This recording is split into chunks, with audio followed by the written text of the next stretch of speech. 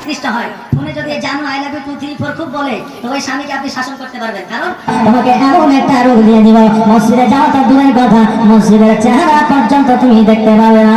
যদি মদ খায়, গাঁজা খায়, তালি খায়, তো ওই স্বামীর জন্য বিচার করতে পাবে স্ত্রী। আল্লাহু ওয়ালিউল্লাযিনা আমানু ইন কুনতুম মুমিনিন। আল্লাহ বলেন যারা মুমিন হয়, মুত্তাকিন হয়, পরেশগার হয়, সালিহ হয়, তাদের এই জগতে এবং পরের জগতে কোনো বাধা বিপদ আসে না। জোরে বলেন সুবহানাল্লাহ। আল্লাহ যারা মুমিনত্ব অর্জন করেন, তিনাদের এই পৃথিবী এবং পরের পৃথিবীতে কোনো বাধা বিপদ আসে না। এবার আমরা প্রশ্ন করতে পারি, হুজুর গো, আল্লাহর মুমিন ব্যক্তি যারা হয় তাদের যদি বাধা বিপদ না আসে, তো ইমাম হাসান ও হোসেন রাদিয়াল্লাহু তাআলা আনহু কারবালার ময়দানে শহীদ হয়েছিলেন, এগুলো কি বাধা বিপদ নয়? হযরত আলী রাদিয়াল্লাহু তাআলা আনহুর বাড়িতে খাবার ছিল না, এগুলো কি বাধা বিপদ নয়? এগুলো কি মুমিনদের জন্য কষ্ট নয়?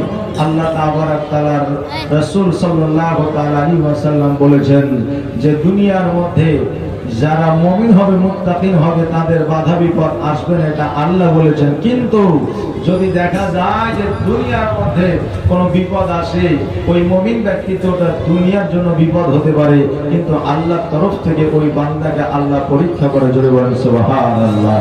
আজকে হঠাৎ করে কোনো বিপদ যদি চলে আসে, আল্লাহর তরফ থেকে ওটা পরীক্ষা হতে পারে। আল্লাহ বান্দাদের পরীক্ষা করে জিবরাইলের মাধ্যম দিয়ে, আর ওই পরীক্ষায় যদি আপনার পাস হয়ে যান, কিয়ামতের দিন আপনি জান্নাতি হয়ে যাবেন। জোরে বলেন সুবহানাল্লাহ। এই জন্য আল্লাহ কাকে কখন পরীক্ষা করে এটা বোঝা বড় দায়। আল্লাহ পরীক্ষা তাকেই বেশি করে যে আল্লাহ নিকটতম হয়। আল্লাহ পরীক্ষা তাকেই আপনার করে যে আল্লাহ নৈকট্য লাভ করে। বাপসি ভাইরা, হযরত আলী রাদিয়াল্লাহু তাআলা আনহু কি আল্লাহ তাবারাক তাআলা ফেরেশতার মাধ্যমে পরীক্ষা করেছেন। হযরত ফাতেমা রাদিয়াল্লাহু তাআলা আনহা কি আল্লাহ তাবারাক তাআলা আপনার ফেরেশতার মাধ্যম দিয়ে, নবী পাক সাল্লাল্লাহু আলাইহি ওয়াসাল্লামের মাধ্যম দিয়ে আপনার পরীক্ষা করেছেন। জগতের মধ্যে এক কথায় আল্লাহ ওয়ালা যিনারা হন, তিনাদেরকে আল্লাহ পরীক্ষা করে। জোরে বলেন সুবহানাল্লাহ। এখন মাধ্যমিকের স্টুডেন্ট আপনার যখন পরীক্ষায় বসবে, তো পরীক্ষা তো মাধ্যমিকের ছাত্রছাত্রীরই হবে না, অন্য ছাত্রছাত্রী হবে না, মাধ্যমিক স্টুডেন্টেরই হবে, তাছাড়া অন্য কোনো ক্লাসের হবে না, যেহেতু সেই ক্লাসেরই পরীক্ষা। বেরাদার, বোঝা যায় যে যারা মুমিন হয় আল্লাহ তাদেরকে পরীক্ষা করেন। কারণ হলো যে ফেরাউন জগতে এসেছিল, কিন্তু ফেরাউনের জীবনে কোনো রোগ বালা মুসিবত কিছু ছিল না।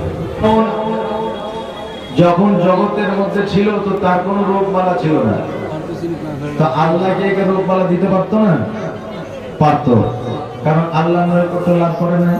তা আল্লাহ নৈকট্য যারা লাভ করে, পরীক্ষা আল্লাহ তারাকেই করে, রোগ বালা তাদেরকে দেয়। এই জন্য তো আমার দয়ার নবী, মায়ার নবী সাল্লাল্লাহু তাআলা আলাইহি ওয়াসাল্লাম বলেছেন যে যেই বাড়িতে রোগ নাই, বালা নাই, মুসিবত নাই, আমার আল্লাহ তাবারাক তাআলার তরফ থেকে সেই বাড়িতে কোনো রহমত নাই। জোরে বলেন সুবহানাল্লাহ।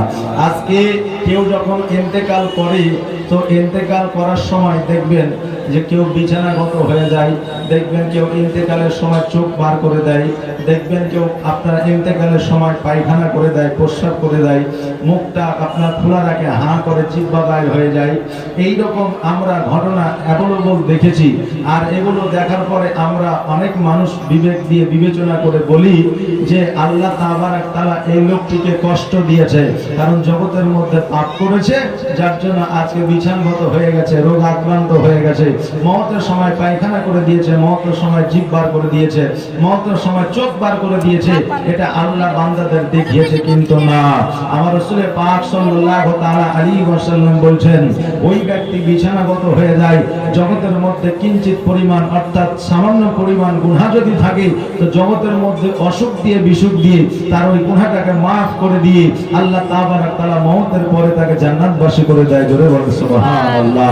শুধু এটাই নয়, মানুষ যখন মওত আপনার বরণ করে, মৃত্যু বরণ করে, তখন আপনার কারো জিভ বের হয়ে যায়, কারো আপনার চোখ বের হয়ে যায়, কারো কেউ আপনার পেশাব পায়খানা করে দেয়। তো আল্লাহ তাবারাক তাআলা রাসূল সাল্লাল্লাহু তাআলা আলাইহি ওয়াসাল্লাম বলছেন, যেই বান্দা মৃত্যু সজ্জায় আপনার শুয়ে থাকে, হযরতে আজরাইল আলাইহিস সালাম যখন তার জানটা কবজ করে নেয়, জানটা প্রাণের মধ্যে আমাদের অন্তরের মধ্যে আছে, বুকস্থলে আছে। অতএব যখন আমাদের প্রাণটা বার করে তখন আমাদের শরীরে ছিদ্র দিয়ে আপনার ওই প্রাণটা বার হয়। কানে ছিদ্র আছে, চোখের ছিদ্র আছে, মুখে ছিদ্র আছে, নাকে ছিদ্র আছে। আমাদের ওই প্রাণটা আপনার ছিদ্র দিয়ে বের হয়। জানটা চোখ দিয়ে বার হলে চোখটা বার হয়ে থেকে যায়, মুখ দিয়ে বার হলে আপনার জিহ্বাটা বার হয়ে থেকে যায়। যদি আমাদের পায়খানার দ্বার দিয়ে বের হয় পায়খানা হয়ে যায়, প্রস্রাবের দ্বার দিয়ে যদি বের হয় প্রস্রাব হয়ে যায়। ওই প্রাণখানা যখন আমাদের বের হয় তখন আমাদের এই ঘটনাগুলো ঘটে। তবে পাপ করার জন্য নয়, জগতের মধ্যে ব্যভিচারী করার জন্য নয়, ওই প্রাণটা পার হওয়ার জন্য আমাদের এই অবস্থা হয়েছে। তবে এখান থেকে আমরা বিবেচনা করতে পারি না ওই লোকটা পাপী ছিল। আমরা এখান থেকে কোন রকম ভাবে আমরা আলোচনা বিবেচনা করতে পারি না। আল্লাহ তাবারাক তাআলা প্রত্যেকটা বান্দার একটা কাজেই যদি আল্লাহ পছন্দ করে নাই তো ওই কাজের বদৌলতে হয়তো আল্লাহ তাকে জান্নাতবাসী করবে। জোরে বলেন সুবহানাল্লাহ। আমরা যে জালসার ময়দানে হাজির হয়েছি, এই জালসার ময়দানে হাজির হওয়ার কারণেই হয়তো আল্লাহ তাবারাক তাআলা আমাদের জান্নাতবাসী করবেন। এই জালসায় আসার জন্য হয়তো আল্লাহ তাবারাক তাআলা আমাদের জান্নাতবাসী করবেন। এখন আজকে দুনিয়ার মধ্যে আমরা কত না আপনার খারাপ পথের প্রতীক হয়েছি, আমরা কত না গুনাহ খাতা করতে আরম্ভ করে দিয়েছি। জগতের মধ্যে আমাদের নামাজ নাই, রোজা নাই, জগতের মধ্যে আমাদের আল্লাহর প্রতি আপনার বিশ্বাস নাই, জগতের মধ্যে আল্লাহকে আমরা ভয় করি না। আপনি বলবেন হুজুর গো আমরা আল্লাহ তাবারাক তাআলাকে ভয় করি। আল্লাহকে যারা ভয় করবে তাদের দ্বারা গুনাহ হবে না, তাদের দ্বারা জিনা হবে না, তাদের দ্বারা ইফতিজিং হবে না, তাদের দ্বারা চুরি হবে না, তাদের দ্বারা নামাজ কাজা হবে না, তাদের দ্বারা রোজা কাজা করা হবে না। অতএব আল্লাহকে দেখে আমরা ভয় পাই না। সঠিকভাবে আল্লাহকে ভয় করলে আমরা মুমিন মুত্তাকির হয়ে যাব।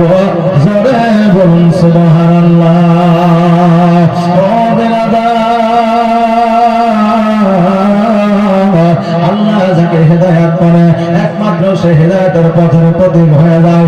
আল্লাহ যাকে হেদায়েত করবে না জীবনে সে হেদায়েতের পথ পাবে না। আজকে ইমাম সাহেব বলছে হ্যাঁ ভাই চলেন নামাজটা পড়েন, নামাজ পড়তে হবে, নামাজ ছাড়া আমাদের কোনো গতি নাই। এখন যুবকরা বলছে যে হুজুর মাত্র 30 বছর বয়স হলো, আর মোটামুটি 30 হোক তখন 60-এর পরে মসজিদে যাব।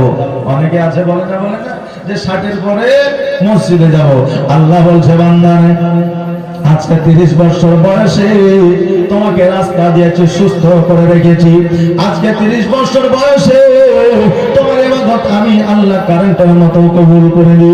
তুমি বলছো 60 বছর পরে মসজিদের দিকে রওনা হব। আমি আল্লাহ তোমাকে এমন একটা রোগ দিয়ে দিব, মসজিদে যাওয়া তো দূরের কথা, মসজিদের চেহারা পর্যন্ত তুমি দেখতে পাবে না। অনেকে আছে না নাই চেষ্টা করে মসজিদে গিয়ে নামাজ পড়বো কিন্তু পারে না, চলতে পারে না, চোখে দেখতে পাই না, প্যারালাইসিস হয়ে গেছে, মসজিদে যাইতে পারে না, বাড়িতে সর্বদা সর্বসময় শুয়ে আছে।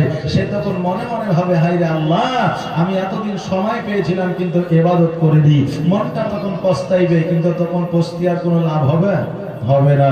এই জন্য বলি সময় থাকতে ইবাদত বান্দেগি করুন। ইবাদত বান্দেগি আমাদের পরের জগতের সম্বল। এই জগতে আমরা 60 বছর 70 বছর 80 বছর বাঁচব, কিন্তু অমরভর কিয়ামতের দিন যখন হয়ে যাবে অমরভর আমরা জান্নাতে বা জাহান্নামে থাকব। আল্লাহ তাবারাক তাআলা আমাদের যেন ঘোষণা করা তৌফিক ইনায়াত করেন। সকলে বলেন আমিন। ফোনে যদি জানো আই লাভ ইউ 2 3 4 খুব বলে তো ওই স্বামীকে আপনি শাসন করতে পারবেন, কারণ পরকিয়া করা হলো আপনার, জেনা করা হলো হারাম, আর স্বামীকে হারাম কাজ থেকে বাঁচানোর দায়িত্ব হচ্ছে আপনার। অতএব 1 নম্বর জায়গায় আপনি স্বামীকে শাসন করতে পারবেন। প্রয়োজনে ওই স্বামীর প্রতি আপনি কেস মামলা করতে পারেন, কারণ হচ্ছে যে আপনাকে হারাম কাজ থেকে বিরত করছে। কথাকে বুঝতে পারলেন? এর জন্য কিয়ামতে ওই বিবির বিচার হবে না। দ্বিতীয় নম্বর হলো স্বামী যদি মদ খায়, গাঁজা খায়, তালি খায়, তো ওই স্বামীর জন্য বিচার করতে পাবে স্ত্রী। দ্বিতীয় নম্বর। তৃতীয় নম্বর হচ্ছে স্বামী যদি উপার্জন করে স্ত্রীকে হিসাব না দেয়, তাহলে হিসাব স্বামীর কাছ থেকে স্ত্রী নিতে পারবে। এখন আমরা অনেকে বলি আমি রোজগার করি, আমি কোথায় খরচ করবো না করবো সে আমি ভাববো, তুই ভাবার কি বলে, কি বলে না বলে। স্ত্রীর হক আছে। একটা সংসারের প্রতি তোমার যতটা গুরুত্ব, একজন মায়েরও ততটা গুরুত্ব। তুমি যতটা ওই সংসারের জন্য চিন্তা করো, ওই মায়েরও ততটা চিন্তা করে। এই জন্য ওই মাকে যতক্ষণ পর্যন্ত আপনার উপার্জনের টাকা না দিবেন, অতক্ষণ পর্যন্ত আপনার উপার্জনের বরকত হবে না। আমি মৌলভী সাহেব, আমি পর্যন্ত আমার বিবির হাতে টাকা দিয়ে দিই, জানেন যে এই বছর 1,000 টাকা লয়, ও নিজে 15,000 টাকা চুরি করেছে। ক টাকা বলেন তো? 15,000 টাকা চুরি করে যায়। মায়েরা, স্বামীর পকেট থেকে টাকা চুরি করা যায় কিনা এটা বলে দিব নাকি? স্বামীর পকেট থেকে টাকা চুরি করা যাবে কিনা? 3টা মা আমার 500 টাকা করে দেন। স্বামীর পকেট থেকে টাকা চুরি করা যাবে কিনা? সবাই শোনার জন্য প্রস্তুত, কারণ স্বামীর পকেট তো সবাই মারে নাকি বলে? হ্যাঁ, সেটা আমি আপনাদের বলে দেব। আজকে যদি না দেন কালকে দিবেন, কালকে দেবেন। যতদিন 3টা না 500 টাকা দিচ্ছেন ততদিন বলবো না নাকি? তাহলে আপনারা বুঝতে পারলেন এই 3 জায়গায় স্বামীকে শাসন করতে পারবেন। বেশি শোনাবেন, একটু পুরোপুরি শোনালে তখন আবার নামাজ পড়তে উঠে যাবে। আল্লাহু আকবার, আল্লাহু আকবার, আল্লাহু আকবার,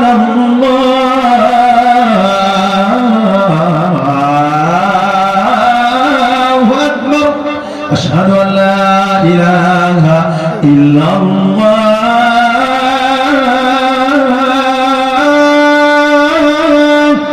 আশহাদু আল্লা ইলাহা ইল্লাল্লাহ,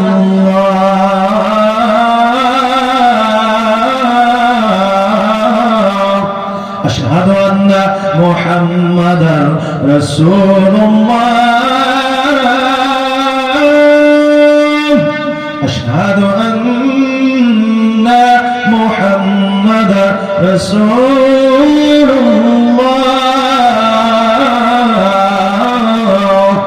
যাক, এই পর্যন্ত